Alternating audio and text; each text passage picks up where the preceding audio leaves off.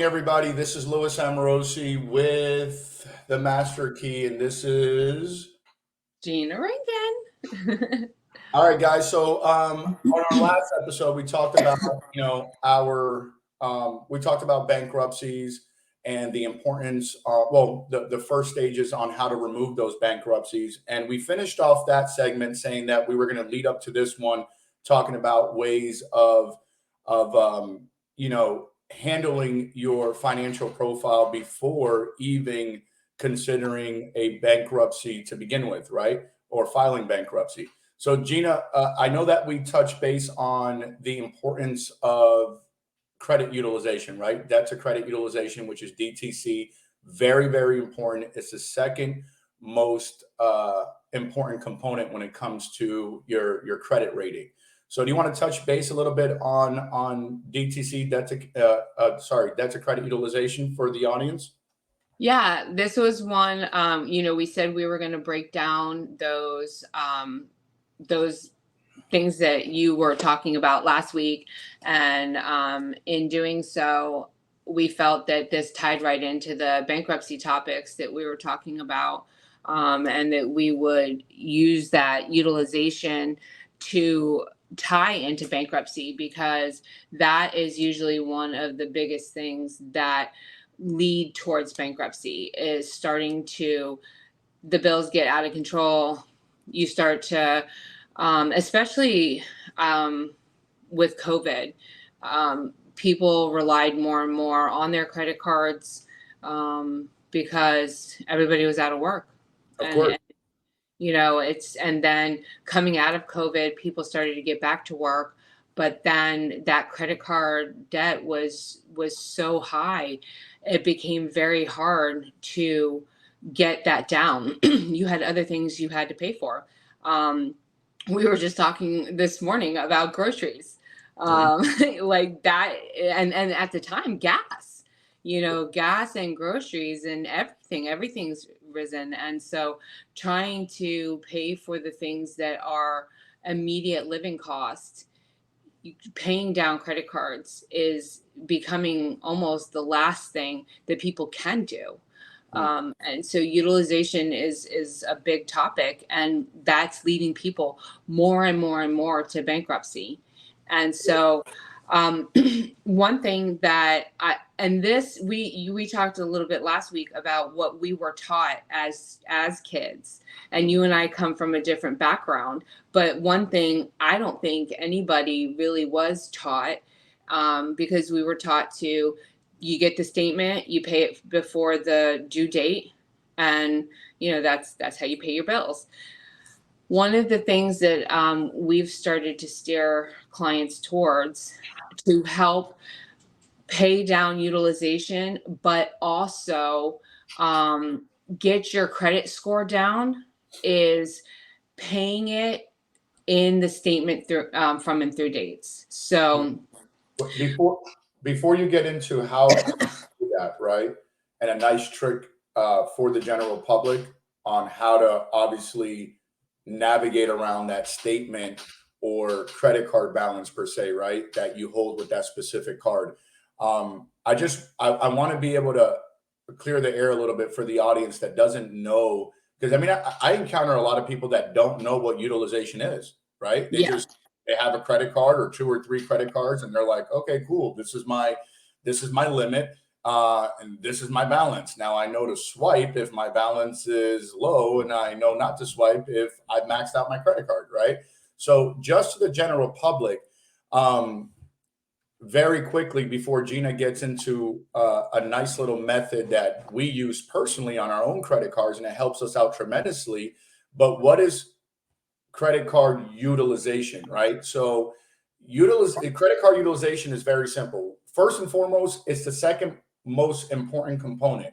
And the reason why it's the second most important component when it comes to rating your credit scores, because it's 30% of your credit score, right? So what it is, guys, it's very simple. It's utilization is basically the measure between your spending limit and how much you carry of a balance every month, right? Typically, people say you want to be at 30% utilization. Gina is going to explain why you don't want to be at 30% utilization of what it might do or impact negatively, the negative impacts that it might have on your credit. So there you go. The floor is yours, Gina. Yeah, it's the balance on your cards versus the limit. So the key, and this is a really easy trick to get that to report as low as possible. So what you want to do is you want to pay as much of that balance down before they close that statement to report to the credit reporting agency. So, for example, and we're going to have it on the screen, you'll see I did a little bit of a mock. I give these to my clients that have a high utilization. Okay. So, let's say you have your credit score is really low. We've worked on getting any collections or delinquencies that were possible to get off, but we just can't get your credit score down. And we look and your utilization is, let's say it really is at 30%, but we're stuck. The quickest way to get that utilization up or that credit score up is to drop your utilization. So we do one of these little charts and we look to see what your balances are to the limits, and we go through and we find out when your statement from and through dates. So we're going to have on the screen, a lot of people don't know how to find out what their from and through dates are. So we have an example on here. You go to your actual credit card bill. Now you're going to see a couple different things on that bill. You're going to see your due date, when the payment is due. So the due date is basically when that minimum payment should, that's the date you're referring to, correct? Yes. Okay. So they'll have your credit limit, they'll have the current balance on that card, and they'll tell you what the minimum payment is due. So listen, and I know when people are trying to pay their cards off, they have a couple different methods. Some of my clients will say, well, this card is the card with the highest interest rate. So I try to put as much money as I can on this card. This card has the highest balance. So I'm trying to pay this card off. This card, this card has the lowest balance. So I'm trying to pay this card off. Every client has, their own method of trying to pay down their debt. This is the method I teach my clients, because this is especially clients that are trying to work on their credit score, because this is the method that is going to have the most impact on lowering their credit score while also helping them pay down debt. So can I just interject for 1 second, Gina? Okay, so one method that I know that I encounter a lot with some of my clients or some of our clients in the past was that you have smart spenders, right?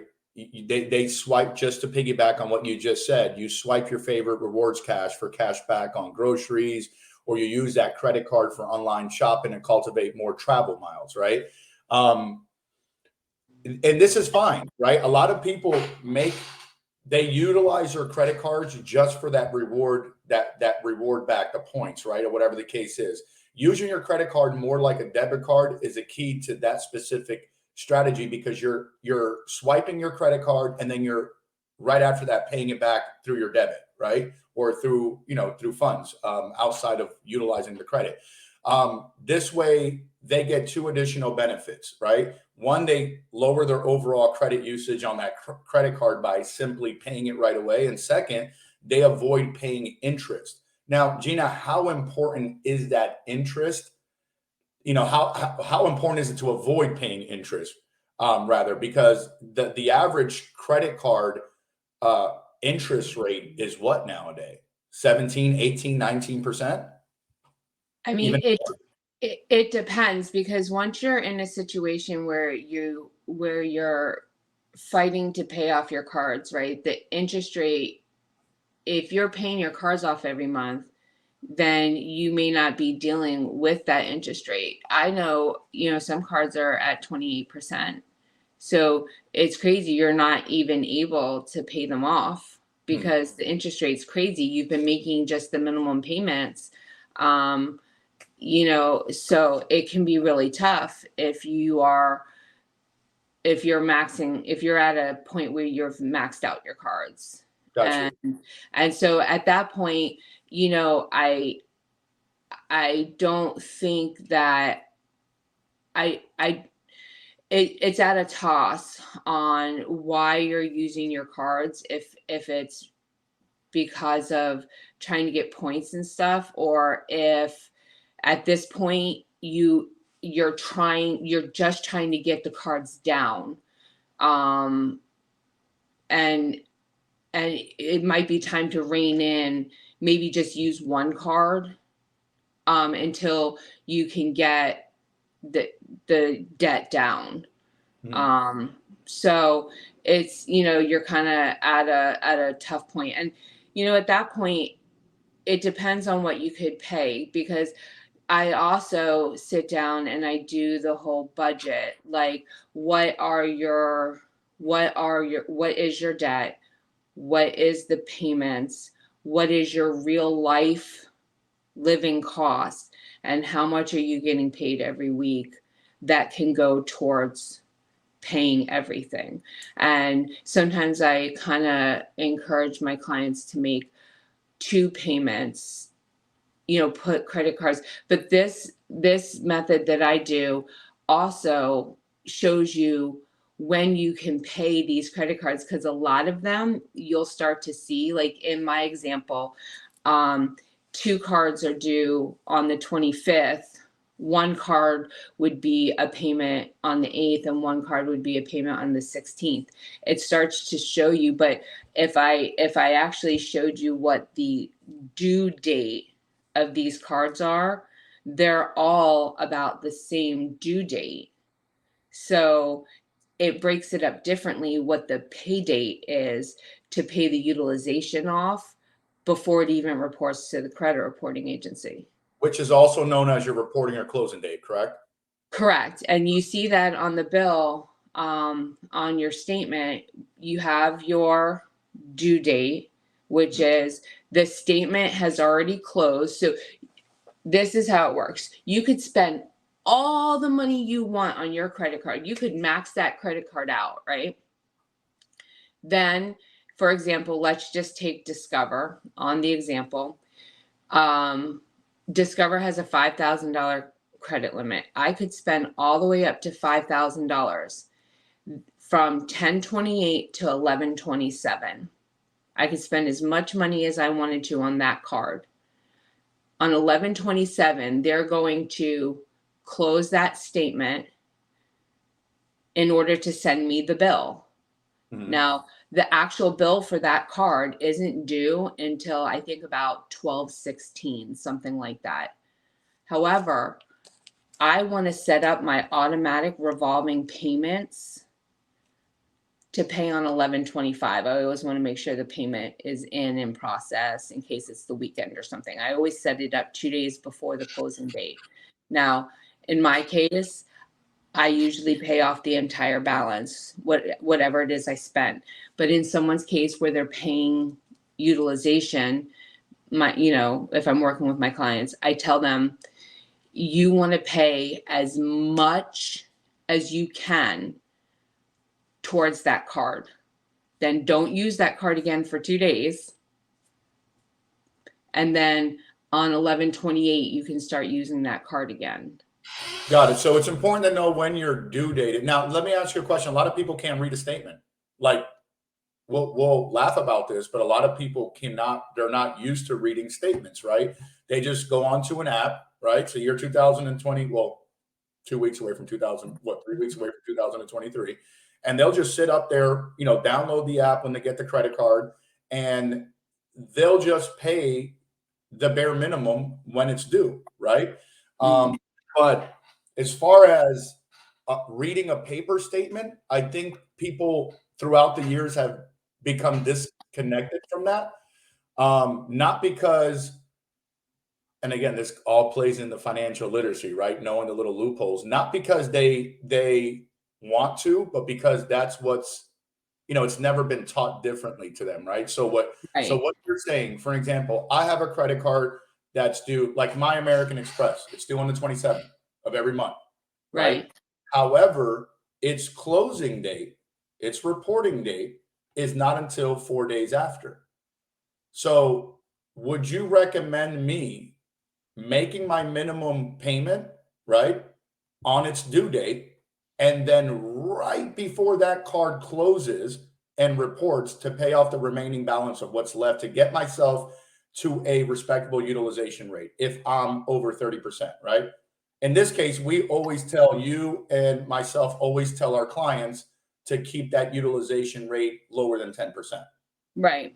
right? So you're in the same situation as my Capital One. Now this is mad confusing to me. It's always confusing to me.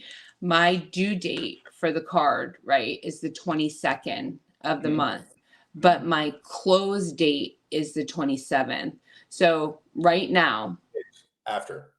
right. So Yeah. right now for 10/29 to 11/27, Mhm. right, is my statement from and through date.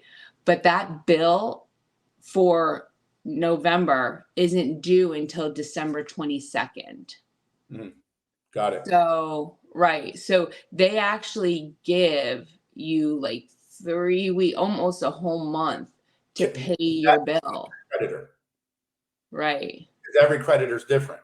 Every creditor's So, different. so going back to the person that doesn't know how to read a statement, right? Right. That's a credit card bill.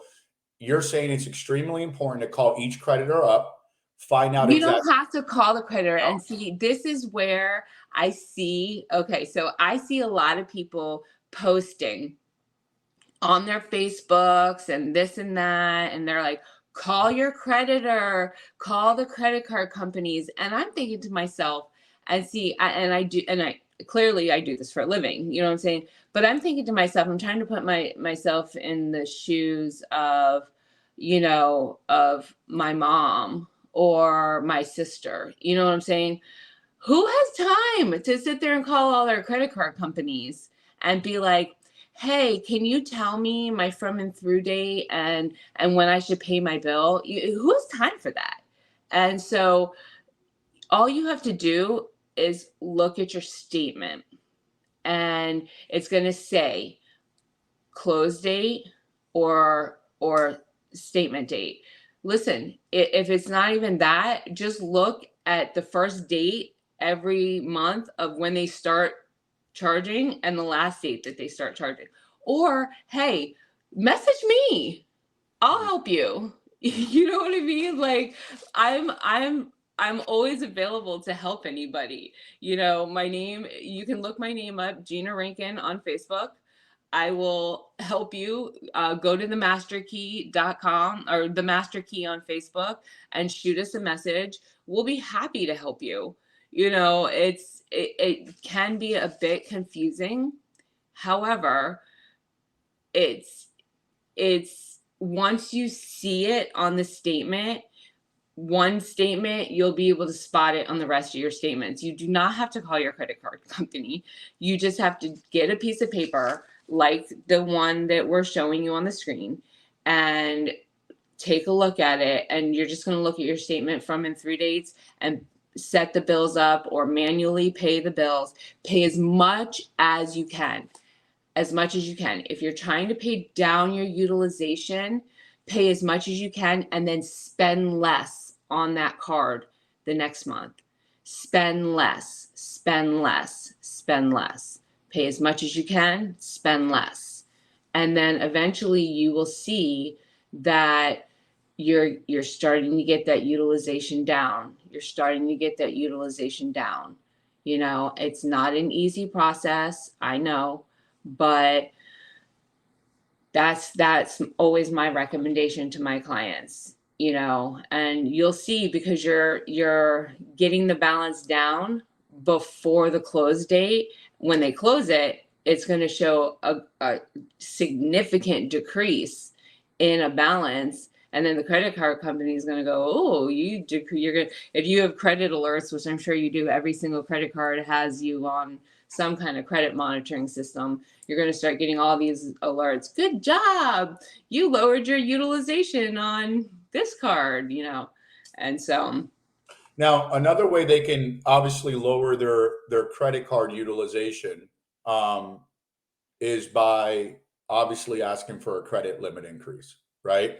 That can simply help them, but all they have to do is simply ask that creditor. Now, I find that challenge. never hurts to ask. It Exactly. never hurts to ask. Yeah, and you guys can call your credit card company up and request an increase in your credit limit. If they say yes, then obviously your available credit rises, and then by expanding your credit limit on that card, obviously it's going to lower your utilization and what you owe on that card. Now, obviously, if they do increase your credit limit, you are going to get a hard inquiry from that, right? But one hand Sometimes it depends on the creditor.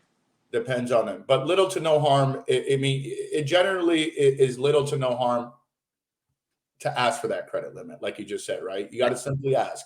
You never know what they might say yes and raise your credit limit by an additional $2,000, and that's probably what you owe them right now. You know what I mean? So, guys, always ask for a credit limit increase, especially if you have a good relationship with the creditor. You've had them for a while.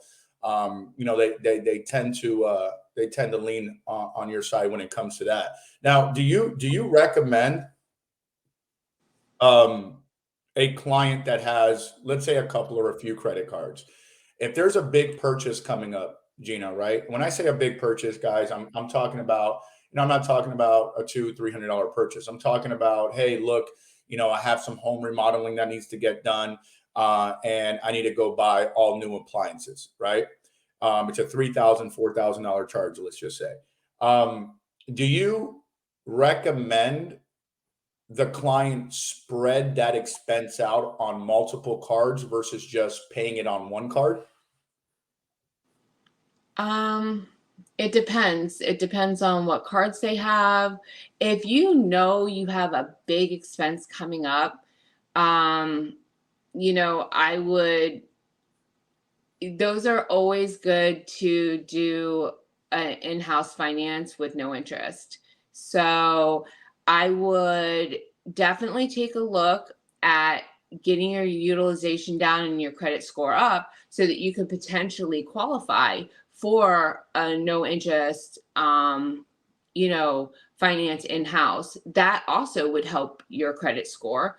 Clearly, if you could get approved, let's say you're going to purchase that at Home Depot or Lowe's, they have their own in-house financing with no interest. So that is always a great way to make a big purchase. But you'd have to get approved for that. And there's certain credit, limit scores and so forth. So if you know that is coming up, obviously getting your current utilization down and your credit score up is something you want to work on going into that. And, you can start that 90 days out and have that score up, within 90 days. So it's definitely something that you should work on. Gotcha. Now, so utilization is extremely important because it kind of gives you it gives you a gauge of where you're at financially, right? If you have credit, all right, and you guys are consistently at 60 to 70% of your utilization, I mean, this can be across the board on all your credit cards. I hope it's not across the board on all your credit cards, but let's just, for the sake of just speaking on one card right now, you got to look for the signs, guys, right? If your income that you have coming in from whatever it is that you're doing as a job, after paying your utility bills and all that good stuff, and you still have a high utilization, then you kind of want to start preparing yourself for one of two things that might happen, right, Gina? And Yeah. that's either you're going to fall into being an extreme debt, right? And once you've maxed out your credit cards, there's only two things that can help you, and that's debt consolidation or a bankruptcy, right? We want to do everything possible to avoid the bankruptcy. So it's just depending on what type of debt you have. If you can afford, because a debt relief company will take your debt, no problem. They'll take your debt. Of course, they're getting money off of it All day long. They'll reconstruct your everything. They'll bring that bottom dollar down to the lenders that you owe to, and then they'll spread you out for another 2 years at a lower rate, right? To keep you away from ultimately filing either Chapter 13 or Chapter 7. Is it a good option? It depends. Depends on your situation. Everybody's situation is different. It is. And bottom line, keeping your credit utilization ratio low, I believe gives you the ability to say, hey, you know what? I'm not in a bad situation. I have X amount of dollars that are out there, right? That are just that are out there for at my disposal as far as credit. And I'm keeping this, my overall credit card utilization at 10% or 8% every month on all the limits that I have out there. Out of all the revolving cards, I'm at 7%. Then that tells you a little bit about your discipline as a person, right? Right. Your responsibility of being a credit card holder, your responsibility behind financials. You're there. You're him. You're that person, and that's amazing. However, for the unfortunate people, right? The people that lost their job or they just can't afford because things have just gotten. You brought it up. Crazy. Groceries alone, with the rise and gas prices, for fuel and stuff like that. Guys, people are not commuting to where they used to commute to anymore if they don't have to, and you're seeing it day by day. So, let's just say that just things are getting expensive. You're still operating with the same income, you still have the same credit card, but those credit cards that you were paying down and you had a grip on and you had a control over, you no longer have a control, right? You no longer have that control. So what you need to do is, one, never close your credit card accounts. Okay. Never. Think twice before closing them, unless you're just paying astronomical amounts of annual fees, right? But it may be better for your finances to leave it open, right? Closing your account means that you'll be removing some of your total available credit. You'll be removing history, and you won't be able to benefit from the old, right? So I see that a lot. And I'm pretty sure you've seen that a lot as well, where things are going good, you're improving your clients, their overall financial profile. Then all of a sudden, without telling you anything, because Gina was on another phone call helping a client, or Lewis was on another phone call helping a client, they just go ahead and close an account. And they think they're doing good by doing this, but they're not, right? Closing your account means that you just got rid of a lot of things that could be helping you out, because we've only spoke about the second most important component and what it does to your credit score, but we haven't talked about the other four. Right. So, and when we bring those up, it'll kind of, obviously we're able to piggyback on what we're saying right now on, it's extremely important, guys, to keep those accounts open, right? Bottom line, one of the best moves you can make for your credit is, one, paying your bills on time, two, keeping that credit card utilization down, and doing whatever possible to stay away from that bankruptcy as being your ultimate result. Gina, what else can we tell the audience on obviously helping them with their utilization? I think we about covered it. I just think that the old, it sometimes sounds cliche, but just sitting down and starting with your real, I'm always talking about realistic expectations. Be realistic about your budget based on your income. And so you mean if I have $1,000 credit card and my balance is $1,000, but I get paid $850. I can't hold $850 into my credit card balance. Right. But you've gotta sit down and you really have to do your budget. Like you have to make a budget, and it's that weekly budget, and you have to sit down, you have to lay your credit cards out, and you have to put those in the budget, and then reevaluating when you're going to pay your credit cards. It is what it is. Having that is essential if you're starting to get in trouble, and if you're wanting to fix your credit score. These are key. And so you can mail out all the letters in the world that you want. Like you can mail out everything in the world that you want to try and fix the credit negativity. But in order to come back to positive, you've got to put in some work too. And so, yeah. Everybody has to hold their end of the bargain for sure. Yeah.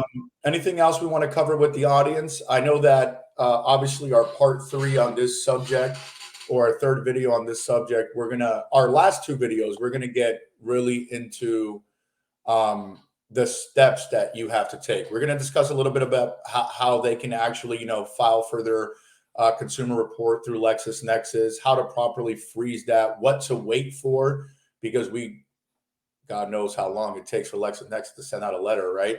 Right. So all of those things will, be in, part 3 and part 4 of our Bankruptcy Begun material. Yeah, definitely break down the book a little bit more. Yeah, for sure. So and then obviously that'll lead up to, if, you guys in the general public are interested in picking up that material, you guys can always do that directly, either through Gina, myself, or going directly to the master key to do so. But yeah, guys, I'm excited. This is part 2. We do have some other footage that's going to be loaded up on our page on YouTube here within the next couple of days. So look out for that as well. Gina, I'm going to go now shift this part to you because you do it better with your whole likey stuff on the screen. Everybody follow, share. Yeah, no, for sure, guys. Subscribe to our channel. Go visit us on Instagram. Visit us on Facebook. Go to our direct website. If you have any questions, always reach out to us. If I'm not picking up the phone, Gina's picking up the phone. And if she's not picking up the phone, one of our other staff members will help you out as well. Gina, that is goodbye from me. Bye-bye. Bye from Gina. Until next time, guys, stay safe. Have a good day.